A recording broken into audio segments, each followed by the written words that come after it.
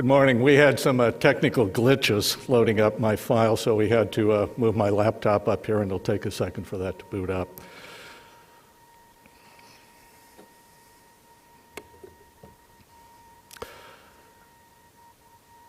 Let me say, while we're waiting, it's certainly an honor to be here, and I appreciate the fact that the agencies like the Forest Service are willing to consider history as part of their mission.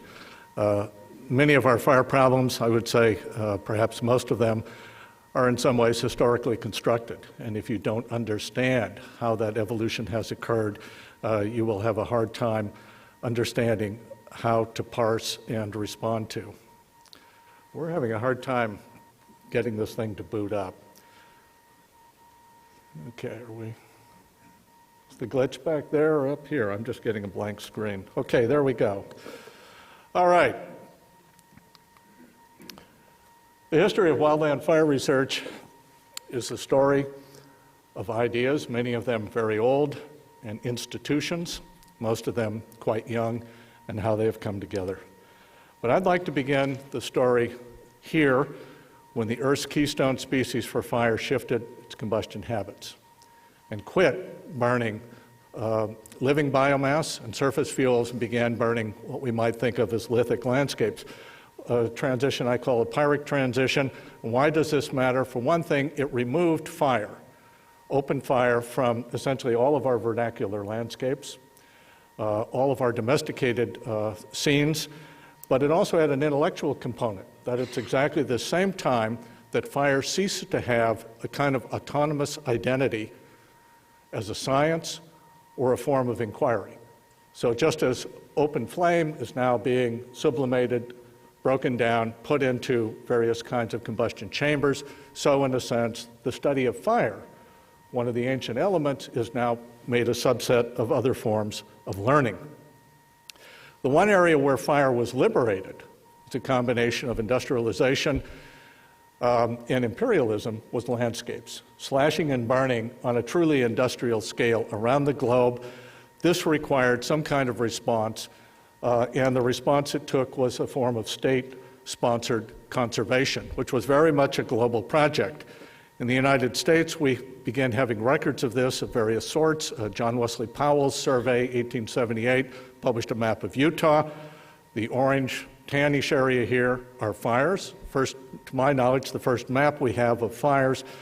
That map was folded in other material Charles Sargent gathered for the 1880 census to give us a map of forest fires for the United States. Sargent was then instrumental in helping rally the National Academy to sponsor a commission to look at what to do with the new forest reserves that were the primary response to eliminate this wreckage of fire and axe. The first of three questions posed to the commission was whether it was desirable and practical to preserve from fire. After that, the USGS, as the premier science organization of the federal government, was called on to produce maps for the reserves, very much like the Powell map for Utah. Forestry then inherits the task of managing these reserves, and that is coming up with some kind of information basis. The problem is that forestry had no heritage of fire. Central Europe has no natural basis for fire. Fire was seen as preeminently a social problem. It was very deeply stigmatized as a primitive. Whether you used fire or not was the mark of whether you were rational or primitive, and all of this would be worsened by the politics of expansion and imperialism. Bernard Furneaux, our first professional forester coming from Prussia, dismissed the American fire scene as one of bad habits and loose morals. And he declared, as others did, that fire protection was not properly a part of forestry. It was something you had to have in place before you could even begin thinking about forestry. So the group that will inherit the task of understanding landscape fire is one that dismisses fire as a legitimate subject and indeed would like to remove it from the landscape. And as we've heard, Gifford Pinchot also seized on fire as a point of as a kind of necessary precondition. And this gets embedded in the Forest Service. The real origin we can date as the 1910 fires, which challenged the ability of the agency to actually fight fires. The light burning controversy, which flared up at exactly the same month, August 1910, challenged its authority to make policy. And behind that, the authority of forestry to speak on behalf of how we should manage these agencies. And then the Weeks Act questions the ability to create a truly national system. So at this point, fire becomes serious business. Henry Graves said that fire protection is 90% of American forestry. William Greeley, future chief, in 1911 says firefighting is a matter of scientific management.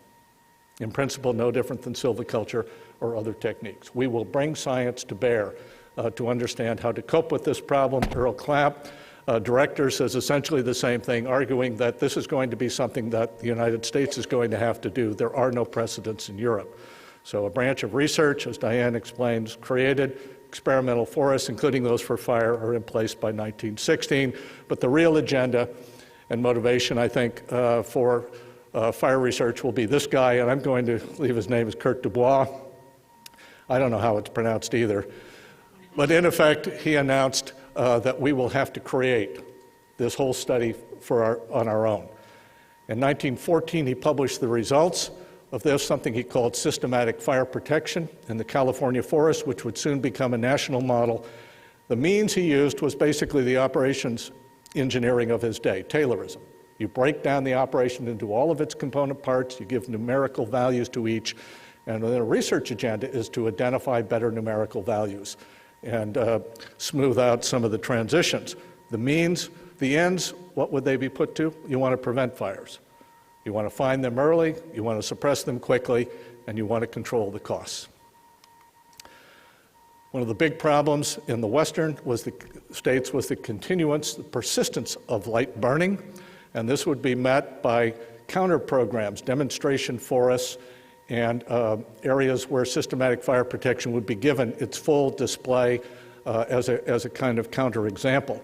And then in the South, woods burning in the South, this chronic, sort of endemic problem with folk firing of their forests. Demonstration forests were created to show the result of fire exclusion. It turns out that, in fact, they showed exactly the opposite, that fire exclusion was wrong. And so you keep trying the experiment over and over again until you get it right. They never got it right. And eventually they wound up suppressing some of the evidence. In fact, it was so illogical for foresters engaged in this that it didn't turn out that at one point they create this group, the Dixie Crusaders, modeled on a kind of Billy Sunday evangelism, to roll into these southern towns and open up big tents, get people to take the pledge, swear off woods burning, and so forth. And then they hired John Shea, a professional psychologist, because these people were clearly so illogical, so resistant to the science of the day that the only explanation would have to be psychological. In fact, those barefoot squirrel hunting guys in the hills actually had it right. 1921, William Greeley, a great consolidator of fire research, Mather Field Conference, the first. There he is in the middle, arms crossed. In the front row, third from the left, Aldo Leopold, who was responsible for setting up fire protection in the southwestern forests, and at this time was writing articles denouncing light burning. 1922, Harry Gisborne, our first dedicated fire researcher, but throughout the 20s, the Forest Service consolidates its political position and its grasp over research. The Clark-McNary Act strengthens federal state. Forest Protection Board made the Forest Service the lead agency, federal agency, for any public lands which had forests, and the McSweeney-McNary Act effectively makes the Forest Service the sole source supplier for fire research. So forestry will be the discipline, whatever its difficulties, and the Forest Service will be, in a sense, the disciplinarian to enforce it. There are limits on how far you can carry this program. The New Deal makes available huge amounts of resources, most famously the Civilian Conservation Corps. So this expansion of means inspires an expansion of ends. Systematic fire control is going to be projected across the country, and science will be rallied to support that mission. And a lot of the research was put into fire danger rating systems. Not so much that the people in the field wanted it, but it provided an administrative index measuring performance against conditions. 1935, a kind of year of decision. Critics appear, not foresters, people from wildlife in particular, people who wanted to reinstate traditional burning of various kinds, a few foresters, not with the Forest Service. Nonetheless, big fires of 34 inspired the Forest Service and the Chief Forester to announce an all-out policy of suppression, and an experiment on a continental scale. As Chief Silcox put it, what we now know as the 10 a.m. policy. Interestingly, the next year, to help promote that, the first fire publication, graded fire control notes, still being produced. And a year later, in loose leaf form, Alfred Fulwiler produces what we might consider our first textbook on fire. The New Deal gave other kinds of money, made available for other purposes, and some of that was put to fire research. Some was actually brought into the laboratories. Some consisted of trucks like this one that could be hauled with instruments out to the field and begin measuring things as they were. Previously, you relied on fire reports. So it was a statistical analysis rather than one based in the field. By the early 1940s, we even had wind tunnels and crib fires. Mechanical engineering is beginning to encroach on the field, best associated with the name of Wallace Fawns. World War II was a fire war in many ways, ends, as this famous photo shows, the Hiroshima atomic strike. It's labeled in the lower right. In fact, it has been misidentified for decades. This is not the mushroom cloud of the atomic bomb. This is the pyrocumulus cloud from the fires that resulted afterwards.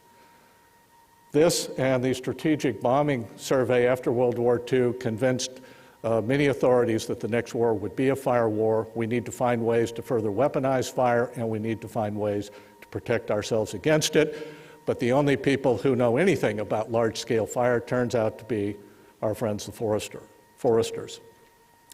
At this point, the director of Forest Fire Research, Arthur Brown, rewrites Fulwiler's text. He does it at the end of World War II and then again at the end of the Korean War, again noting that European forestry is hopeless on this. American foresters have got to grapple with fire, and they have no serious academic basis on which to do it.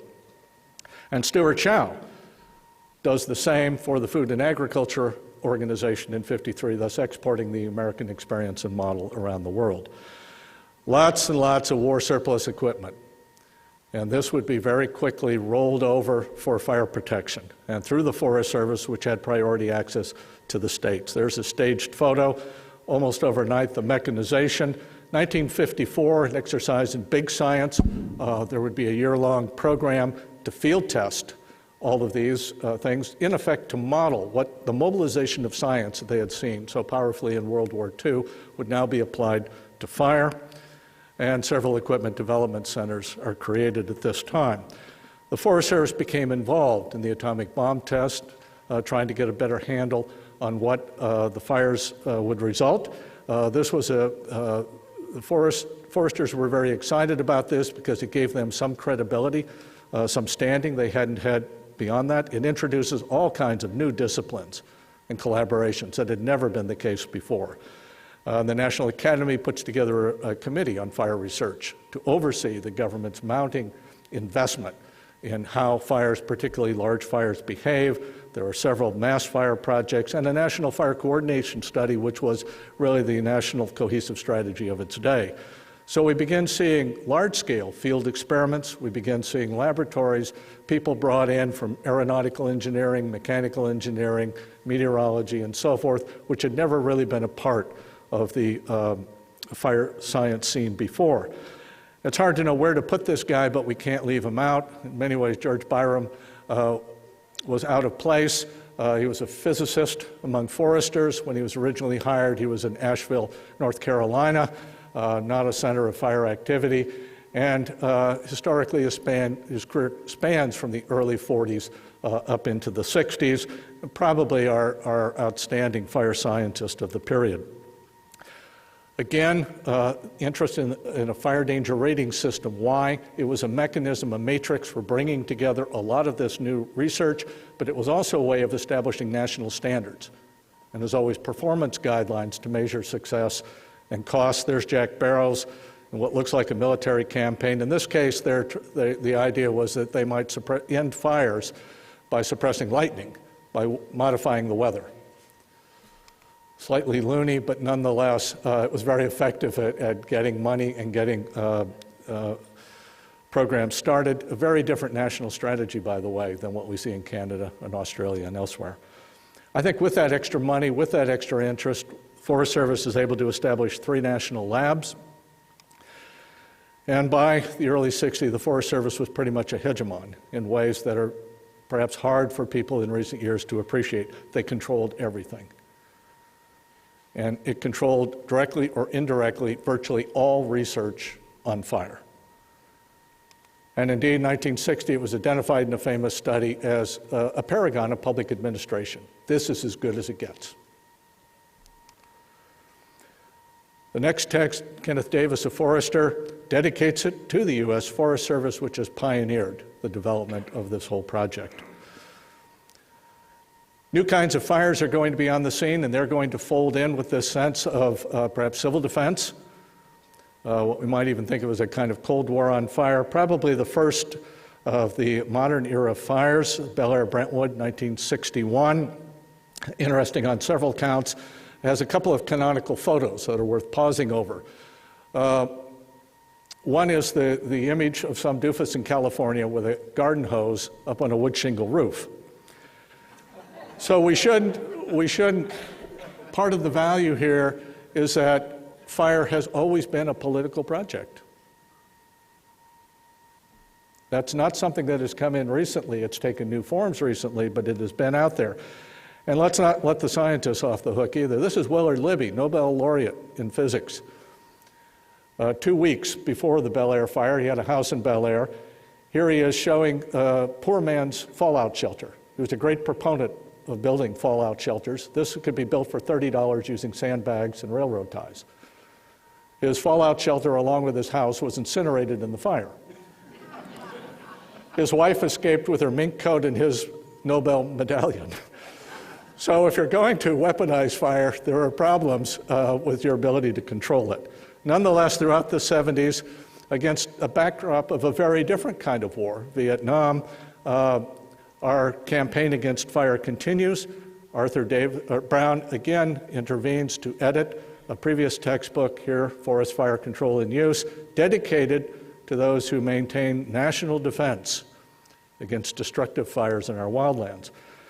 But we also see a substitution, just as this war surplus equipment substituted for the CCC, so I think we have a sense in which information produced by the new labs and others is going to substitute for mechanical muscle. The National Fire Danger Rating System becomes a very sophisticated project. Part of it, a subroutine in that, was fire behavior models, which took on a life of its own, particularly the Rothermel model, such that it became embedded in mechanisms in a kind of path dependency. And it was a marvelous achievement, but we may, in time, come to look upon it as the QWERTY keyboard of fire behavior research. And operations research, the great chain of development that led to the incident command system growing out of the 1970 and 77 fires in Southern California. Meanwhile, there's a large-scale protest against both the ideas animating fire protection and the institutions responsible for applying it, what I think of as a fire revolution, boiling out of the 60s. All the federal agencies are given new charters. Sometimes they're given new categories of land, like wilderness. They're all going to want different policies. They want to control their own programs. They want their own research arm. So there's a huge fragmentation of this edifice, this matrix that the Forest Service had created, and we will have a continued search for reintegration of some form. And the Forest Service reorients from fire control to fire management, and the DoD and civil defense funding is beginning to recede. More remarkably, we begin to create what we might call a civil society for fire. The Tall Timbers Fire Ecology Conference is beginning in '62, remarkably successful. kind of insurgent movement completely outside the Forest Service. They refused even to send out their papers for peer review because they regarded that as a form of censorship as well. And the Nature Conservancy in 1962, its first prescribed fire. It now burns as much each year as the National Park Service. New textbook, 74, a year after Brown and Davis. This one's dedicated to ecosystems in a different way. So we're going to see parallel developments. One, the traditional sense of fire as an integrated subject, and then another, fire ecology. New ideas. We need to restore fire. This is also going to lead to all kinds of questions about smoke management that weren't true before. Fire ecology becomes prominent. The Rainbow series, a very successful summary of known knowledge. Adapt fire behavior modeling for prescribed fires, prescribed natural fires. In fact, this becomes an argument. We can do this because we have a mathematical model that will predict, that will tell us what's going to happen. And new institutions. The Forest Service, as Chief Tidwell pointed out, 1970, remarkable overhaul, root and branch for fire, including fire research. Interagency operations become the vogue, not yet in research. Lots of new funders, Park Service, some from Interior, NSF, a little bit, then pulls out. Long-term ecological research sites, a very different kind of demo forest for which fire will become a part, and we see the recession of that military funding.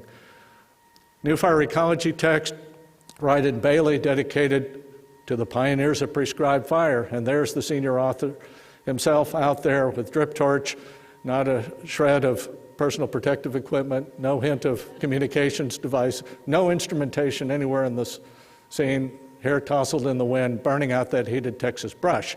So fire ecology at this point was seen as a means of making prescribed burning and restoration possible. The larger scientific community, organized under SCOPE, began producing sort of big biota surveys. Craig Chandler, who replaced Brown as Director of Fire Research, produces a 2-volume Fire and Forestry, and then another volume comes on the market that decenters the story from the Forest Service and tries to match fire lighting and firefighting. So lots and lots of stuff by the early 80s. By now, however, there's a deep polarization that's setting in. We think of it as weather terms, but political terms. All this before had been done with a bipartisan agreement. That's not going to happen anymore. Transfer from from civilian to military interests. There's a big environmentalist blowback. It's going to affect the Forest Service particularly, begin crippling the agency. This matters because, for historical reasons, that had been the integrative means for keeping all these parts together. Big fire controversy may have been nuclear winter. The Forest Service was not a lead or in many ways major agency in that. Throughout this period, Forest Service research begins collapsing, and no part collapsed more than forest fire and atmospheric science research. Over this period, 46% drop. In effect, add up the developments of the 80s, it's almost a kind of counter-revolution. Not enough to roll back the reforms, but enough to stall it in its tracks. Fire research in particular struggles. Some always has a near-death experience. The Southern Lab sort of goes into hospice and on its way out, and there was talk about a final Alamo-like last stand at Missoula lab if it comes to that. Partly defined politically vital topics, the concept of wildland-urban interface is developed in the mid-60s successfully, and it helps to explain why this didn't come out of the urban side, which was what I would have expected, but instead comes out of the wildland side, and that calls up a need for social science research as well. The Forest Service is still pretty much at the core of this. There are no serious alternatives. Fire revolution starts up again in the mid-90s. Meanwhile, the first journal dedicated to wildland fire science is produced. National Biological Service consolidates Interior's efforts. 94, the big change year leading to really our contemporary fire scene, Federal Fire Policy 95.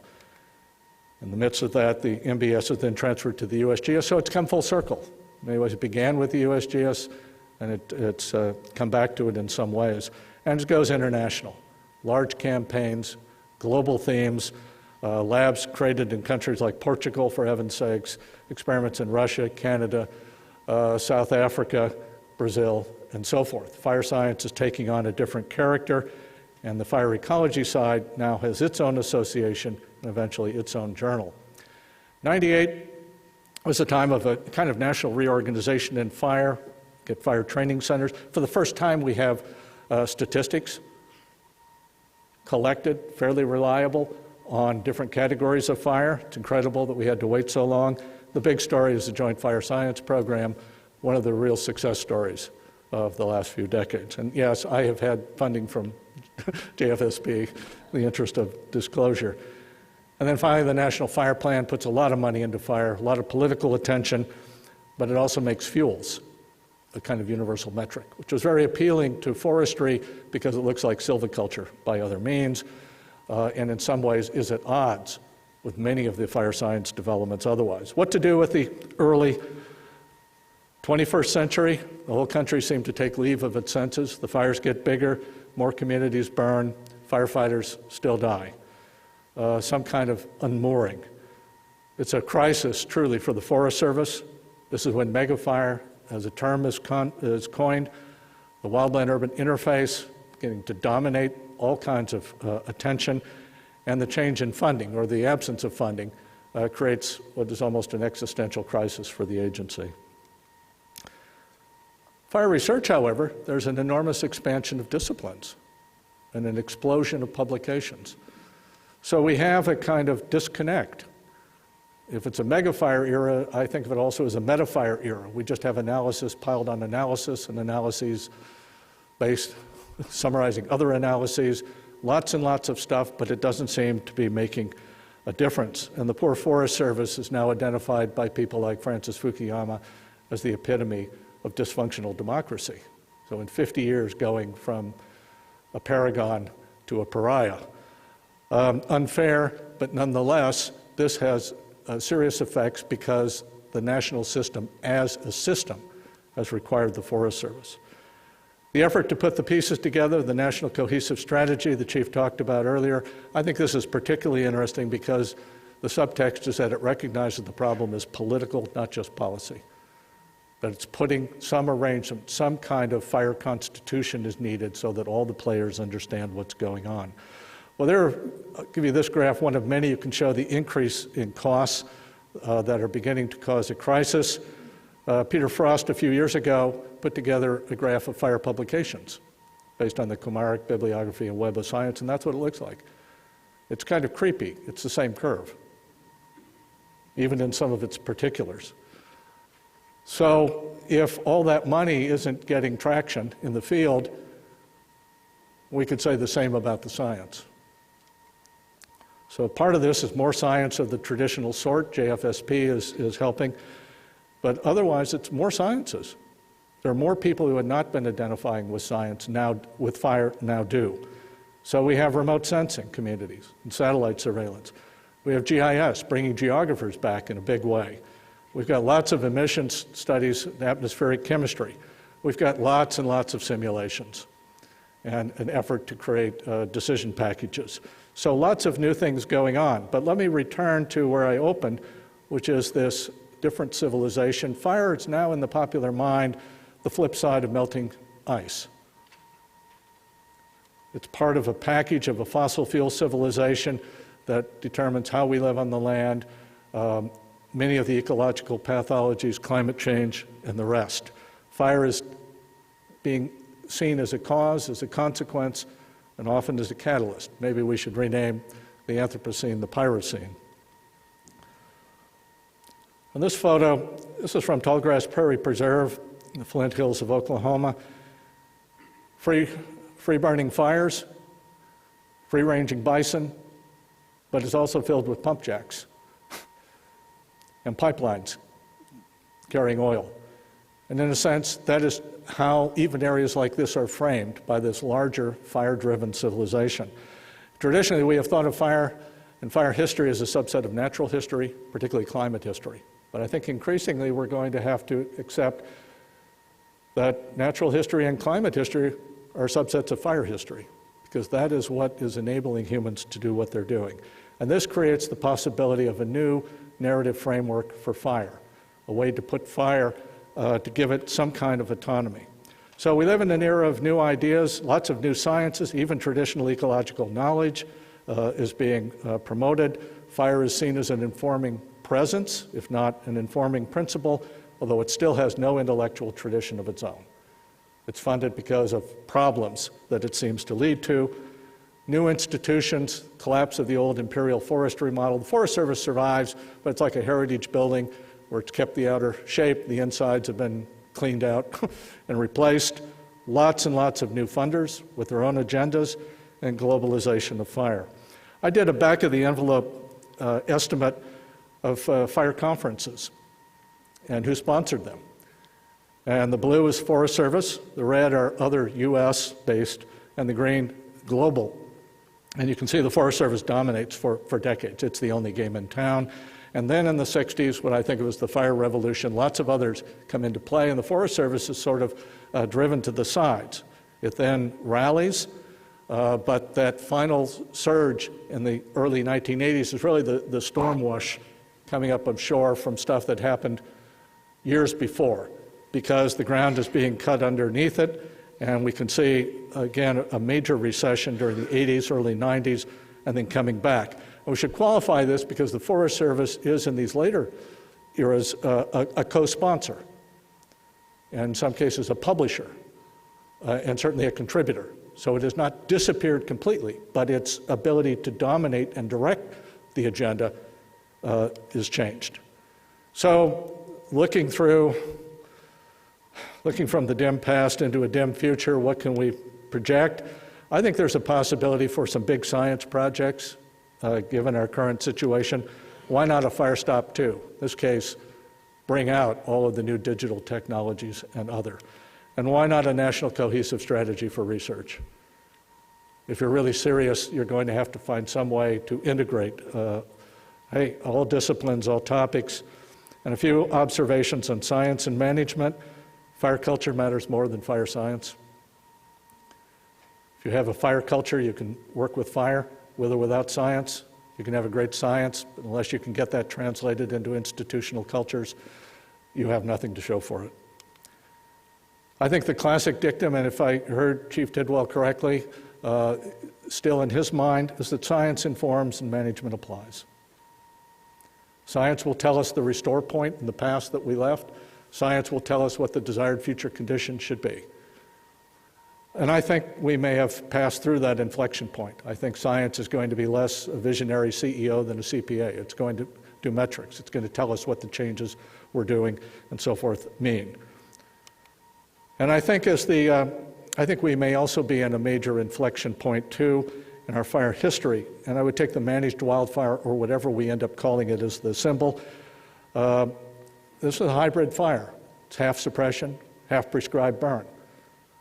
How do we think about that? How does that fit into our understanding of the relationship of science and management? This is a kind of administrative mashup. So to end, in the 18th century, you could still regard fire as fundamental because if you got it wrong, everything else in the science was wrong. That era has long passed. It's not true for science. It is true for land management, many cultural as well as wildlands. Chief Forester Bosworth noted several times that fire would shape the future of the Forest Service in the 21st century. That seems to be very much the case. It's no longer the indispensable agency, but a national system of fire management and fire research will not function without it. It's still a major player, still a catalyst, still a critical supplier for achieving critical mass, and still where ideas will be tested in the field. And with that, thank you.